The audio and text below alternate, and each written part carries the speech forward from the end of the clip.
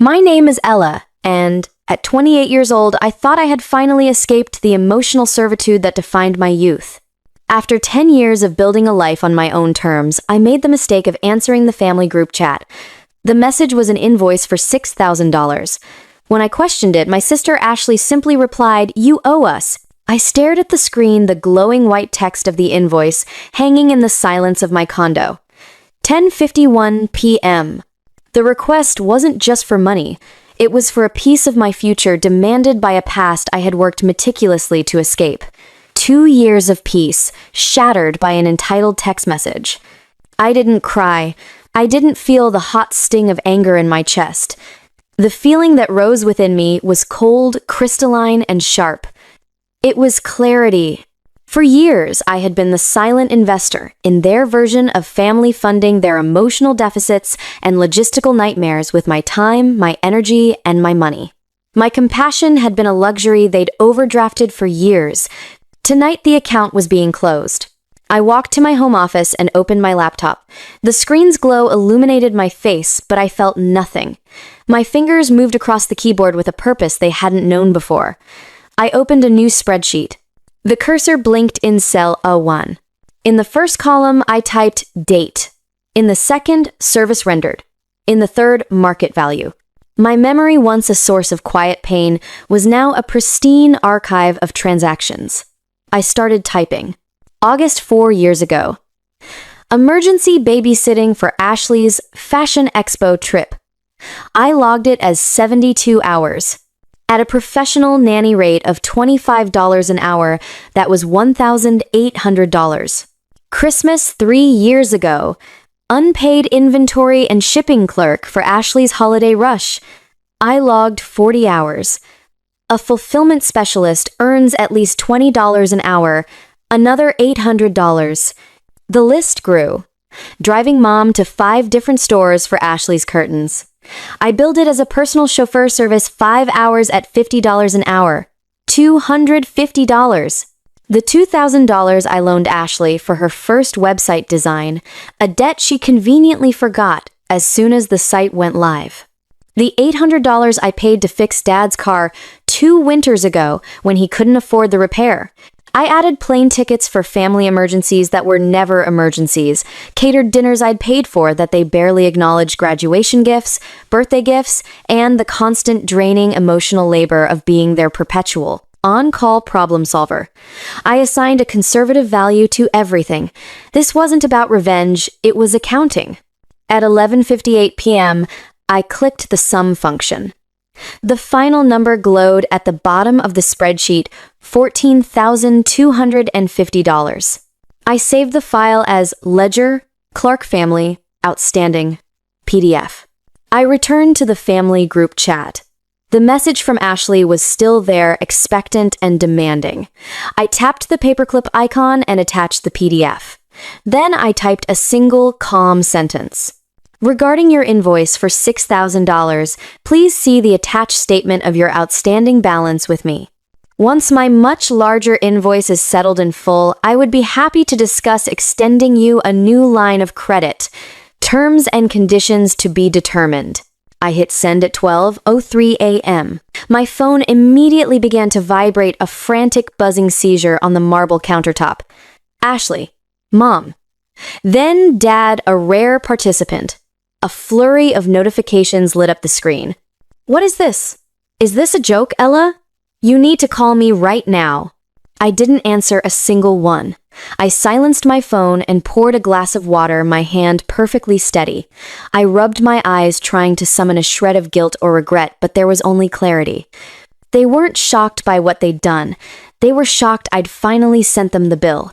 This wasn't a breakdown, it was a balance sheet. And for the first time in my life, I was on the right side of the ledger. I woke the next morning to the persistent buzz of my silenced phone on the nightstand. 27 missed calls. 43 new text messages. The sun was streaming through my blinds, casting stripes of light across the floor, but the digital onslaught felt like a storm cloud gathering just for me. I didn't check the messages. I didn't need to. I already knew their contents by heart, a rotating script of disbelief, outrage, and accusations of selfishness. Instead, I made coffee, the familiar aroma grounding me in the present in this life I had built for myself brick by painful brick. As the coffee brewed, the memories that fueled last night's spreadsheet began to surface not as painful wounds, but as cold, hard evidence. I remembered standing in my parents' kitchen 2 years ago, the scent of roast chicken and cherry pie thick in the air, food I had spent all morning preparing. I got a promotion. I'd announced to the room, my voice clear but not loud. Senior clinical specialist. They're transferring me to the Raleigh office. No one had looked up. The drone of the baseball game on TV, Ashley's live stream sales pitched to her followers' mom chasing one of the kids through the hallway, my life-altering news evaporated into the household noise completely unheard. I remembered the hollow feeling in my chest, the familiar disappointment that had grown so common it no longer surprised me. It wasn't that they were just distracted. It was that my life, my accomplishments were simply not on their frequency. Ashley's $2,000 sales day, announced minutes later, was met with cheers and beaming smiles. My 15% raise and relocation bonus earned nothing. That was the pattern, wasn't it? My existence was background noise until a service was required. I was the reliable, invisible infrastructure of the family, the unpaid caterer for every holiday, the on-call babysitter so Ashley could pursue her dreams, the emergency fund for every one of their poor decisions. I took a sip of coffee, the warmth spreading through me, a stark contrast to the icy resolve that had settled in my heart. They hadn't called on my last birthday. Not one of them. When I finally called Mom that evening, her voice was rushed. "Oh, honey, I'm so sorry I meant to call. Ashley's having another crisis with the boutique, and I've been on the phone with her all day." A crisis. There was always a crisis. Ashley's business, Ashley's kids, Ashley's drama. It was the sun around which their entire solar system revolved. I was a distant cold moon only noticed when my gravitational pull could be used to solve one of their problems. Last night wasn't an isolated incident. It was the culmination of a lifetime of transactions where I was the only one paying. My ledger wasn't an act of revenge. It was a declaration of existence. It was proof that my time, my labor, and my money had value even if they had never seen it. For the first time, I wasn't just asking to be seen. I was demanding to be paid. The barrage of texts and calls continued for 2 days. When their initial shock and anger failed to get a response, the strategy shifted. On the third morning, my phone rang. It was Mom. This time, I answered, putting the call on speaker as I watered my plants. "Ella, oh thank God," you answered. "I've been so worried." Her voice was thick, with manufactured tears, a tone I recognized as her opening salvo in any campaign of guilt. "I'm fine, Mom," I said, my voice neutral. "Fine? How can you be fine? Your sister is a wreck. She hasn't slept. Do you have any idea what you've done to her?" I trimmed a dead leaf from my monstera. I sent her a statement of services rendered. It's a standard business practice. Business. This is family. The tears were gone now, replaced by a sharp, wounded edge. "After everything we've done for you, we raised you, we fed you, we gave you a home. Yes, you did the bare minimum required of parents. I'm grateful for that," I said calmly. "But that doesn't entitle you to a lifetime of my indentured servitude." There was a sharp intake of breath on the other end. Indentured. "Ella, who has been putting these ideas in your head, is it that new life you have? You've changed. You've become so cold. So selfish." "I haven't become selfish," I corrected her gently. "I've just stopped being selfless to my own detriment. There's a difference." "Your sister needs you," she pleaded, her voice dropping to a conspiratorial whisper. "The boutique failed Ella. She's in a terrible amount of debt. We were just hoping, with your new job and that big promotion, you could help her. Help us." And there it was. The truth wrapped in a blanket of emotional blackmail. My success wasn't a cause for their celebration. It was a resource for their exploitation. My finances are my own, Mom. As Ashley's are her own, I said, my voice leaving no room for negotiation. "I've attached my invoice. If she'd like to discuss a payment plan for her outstanding balance of $14,250, she can contact me via email. You can't be serious, she whispered, her tone laced with disbelief.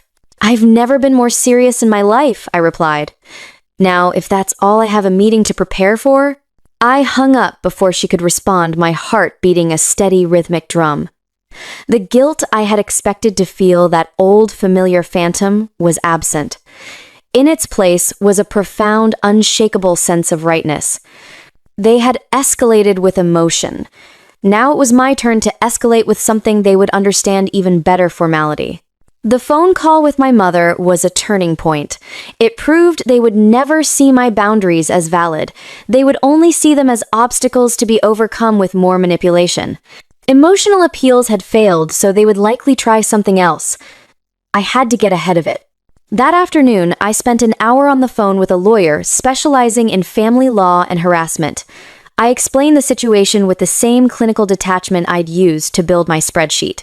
I recounted the years of financial and emotional demands, the recent $6,000 invoice, and the subsequent campaign of calls and messages. It sounds like you need to establish a clear and legally defensible boundary, the lawyer. A woman named Miss Albright said, her voice crisp and professional. A strongly worded cease and desist letter is the appropriate first step.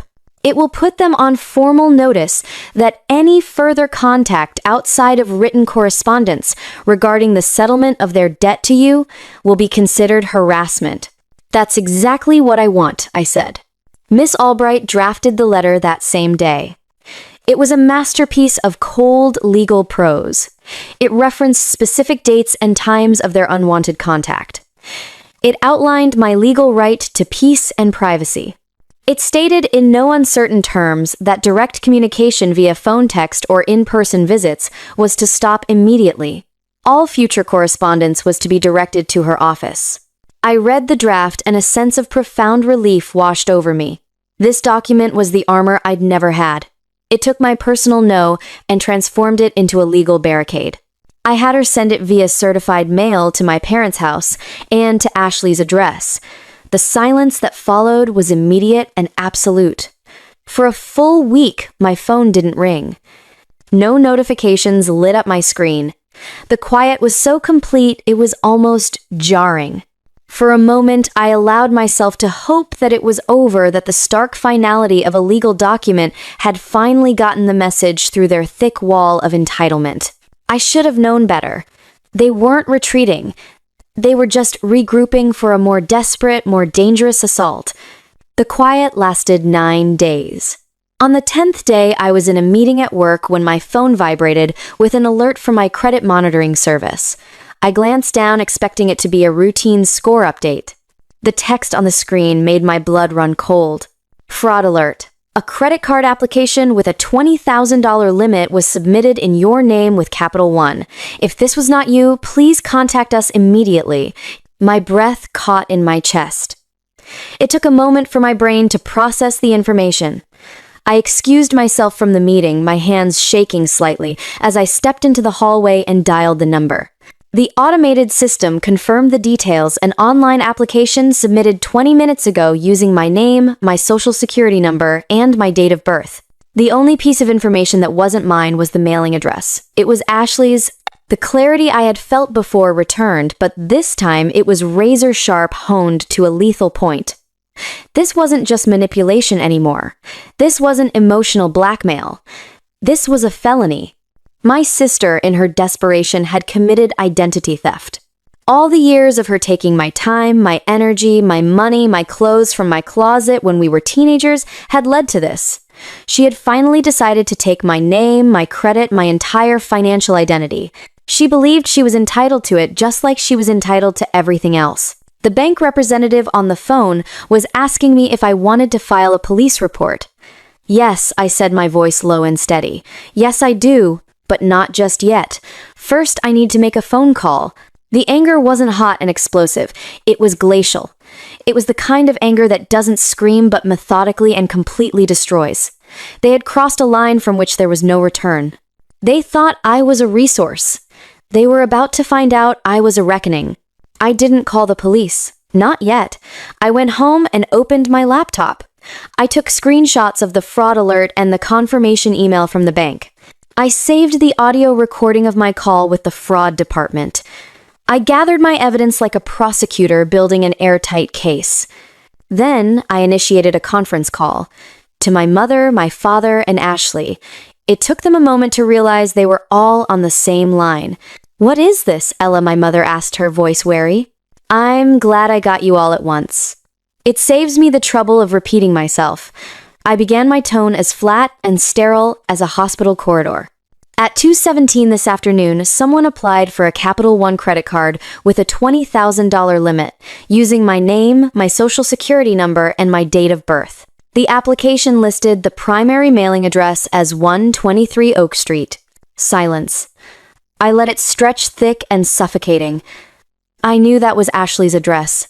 They knew it too. "Ashley," I said, my voice dropping, "did you have something you wanted to tell me?" A choked sob came from her end of the line. I didn't know what else to do. "We're desperate, Ella. I was going to pay it back." "You committed multiple felonies," I stated, cutting through her pathetic excuse. "Identity theft, credit card fraud. You were willing to ruin my financial future to solve your temporary problem." "Ella, sweetheart," my father finally spoke, his voice strained. "She's your sister. She made a mistake." This wasn't a mistake. I snapped the ice in my voice, cracking just enough to show the fury beneath. It was a calculated decision, and it has consequences. I paused, letting the weight of my words land. "So, here is what is going to happen. I am presenting you with two options. You have 1 minute to decide which one you will take." "Options?" my mother whispered. "Option A," I said, "is that the three of you will be at my lawyer's office tomorrow morning at 9 a.m. You will sign a legally binding document, a familial disassociation agreement. It will state that you will never again contact me, my place of employment, or any of my friends by any means for any reason. It will also acknowledge your $14,000 debt to me, which I will agree to forgive in exchange for your permanent and total absence from my life. If you choose this option, I will not press charges." I let that sink in. "And option B, Dad?" asked, his voice barely audible. "Option B is I hang up this phone call, the Raleigh Police Department, and hand over my file of evidence. A warrant will be issued for Ashley's arrest. She will face years in prison, and I will do everything in my power to ensure she is prosecuted to the fullest extent of the law. You have 50 seconds left to choose." The other end of the line was a chaotic mix of panicked whispers and sobs. They had spent my entire life holding all the power, leveraging my love and sense of duty against me. But in one desperate criminal act, they had handed me all the cards. They were no longer my family demanding help. They were perpetrators begging for mercy from their victim. "We'll be there," my father said, his voice heavy with defeat. "We'll sign the papers." I didn't say goodbye. I didn't say another word. I just ended the call. The next morning, they were at Miss Albright's office at 8:45. They looked smaller, diminished under the fluorescent lights of the conference room. My mother's eyes were red-rimmed, my father's face was a gray mask of resignation, and Ashley stared at the polished surface of the table, unable to meet my gaze. I didn't speak to them. I let Miss Albright handle everything. She explained the terms of the agreement with brutal clarity. They would have no claim on me, and I would have no claim on them. We were in the eyes of the law strangers. They signed their hands, trembling slightly. My father pushed the documents across the table, and for the first time in my life, I saw him not as a father, but as a defeated man who had enabled his family's toxicity for far too long. When it was done, they left without a word. I watched them go from the window, 3 people walking away from a life they had systematically tried to drain. I didn't feel triumph. I didn't feel sadness. I felt nothing but the quiet, clean emptiness of a space that has finally been cleared of clutter. Months have passed. The silence that followed is no longer jarring. It's peaceful. It's the sound of my life uninterrupted. My phone no longer feels like a potential landmine. My mornings are mine. My money is mine. My future is mine. The hole they left in my life was not a wound. It was a space that has since been filled with genuine friendships, a loving relationship, and the simple, profound joy of being the sole author of my own story. Sometimes I think about the choice I made. They pushed me to a point where my only options were to either be consumed or to cut the cord completely. I chose to save myself. If you were me, if your family ignored you for years but came back only for money, what would you do? A. Help them out of family loyalty. B. Refuse but stay in touch. C. Cut them off completely to protect your peace. Comment your choice below, because sometimes the hardest thing isn't forgiving them, it's finally stopping yourself from waiting for them to change.